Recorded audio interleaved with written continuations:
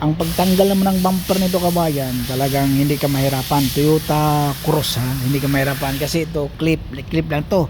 Tapos tanggalin mo lang ganyan. Tapos mayroong naka-clip din yan dito kasama sa molding. So ang gawin mo lang, labas mo dito to para hindi ka mahirapan. Yan. Labas mo tong kuha niya. Tapos sabay hilahin mo to dito para yung naka-clip lalabas. Katulad niyan, no? Diba? Oh. Kasi nakaganyan lang yan. Pag hilahin mo din kasi to, naka-clip ng maayos yan, masisira. Kaya mas maganda dito mo kamayin mo sa loob. Huwag ka matakot, hindi mapanis yan. Yan o, tulak mo lang, di ba?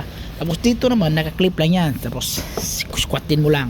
Dandanin mo kasi masira tong kuan ito, yung naka-open niya, delikado. Kaya ingatan mo.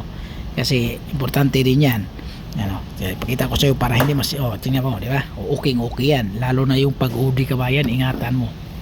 Tapos naka-clip lang to siya dito.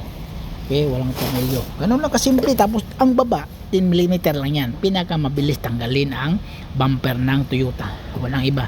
Sumunod yung Hyundai. Tapos ano pa? Yung Dodge Day. Yung Dodge na Caravan sa likuran. Ang bilis tanggalin din doon. O, yun na kabayan. O, salamat kabayan. Yun lang yun sa kabayan. Easy na yun sa taas.